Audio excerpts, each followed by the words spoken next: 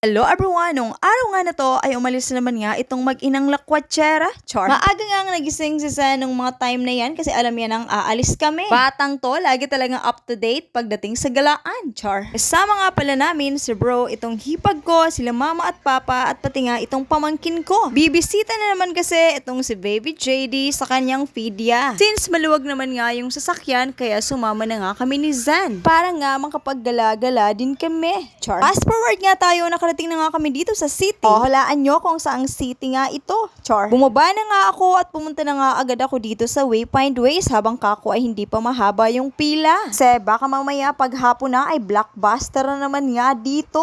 Char. Habang nakapila nga ako dyan, binibidyoan ko nga dito sa may daan. Konti pa nga lang yung mga tao sa mga oras na yan. Siguro mga puyat dahil nga after nga yan ng All Saints Day. After ko nga sa Wayfind Ways, ayan nga at naglakad na nga lang ako. Papunta na nga ako niyan doon sa location kung saan nakapark yung sasakyan. Dito na nga ako dumaan sa loob ng plaza kasi medyo malapit nga kapag dito nga dumaan. Kahit nga dito sa plaza ay wala pa nga din gaanong tao. Tinga din yung mga food stall dito ay mga naka-close pa nga din. Wala na nga pala sila dun sa may sasakyan kasi dito na nga pala sila dumiretso sa may Yongja. Ayan nga si Zan, meron naman nga ang nakita na gusto na namang ipabili. Pagkasama ko nga to ay di nga yan uuwi nang walang nabibili. Kaya walang magawa ang kanyang mami kundi ibili siya. Di naman sa ini-spoil namin siya, syempre gusto lang din namin makita na masaya siya. At isa pa, minsan lang din naman siya maging bata. Kasi kapag lumaki yan ay di na din naman yan magpapabili ng mga ganyang laruan. Iba na din ang trip niyan. Pinapapili ko nga lang siya dyan kung ano pa yung mga gusto niya. Meron nga akong ino-offer sa kanya na toys. Kaso, ayaw niya. Di niya daw like. Kalabas nga namin ng Yongja ay dito na nga kami pumunta sa may Gaisano. Dito na nga namin natagpuan ang kanyang tito daddy at si JD. Pagkakita niya nga dito sa mag-ama ay tuwang-tuwa nga siya. Pagkapasok pa nga lang namin ay gustong-gusto pa niya maglakad. Pero di rin yan tatagal at maya-maya niyan ay magpapakarga na yan. Aji ba, pag akit nga namin ng second floor ay nagpakarga na nga siya. Lalo na nung nakita niya nga itong manikin. Takot nga kasi siya sa manikin, kaya ayan, ayaw niya na ngang bumaba nga ulit. Takot nga daw kasi siya kasi walang eyes yung manikin.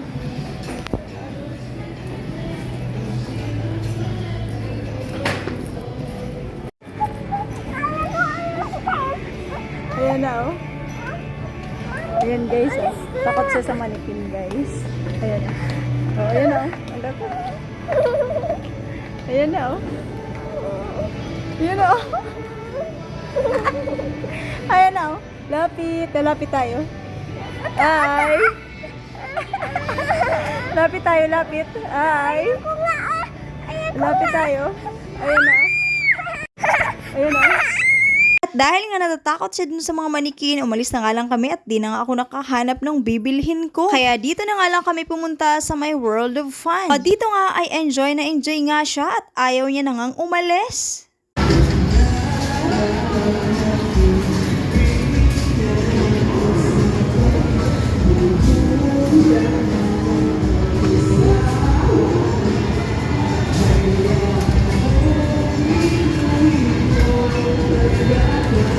Tingin dito, San!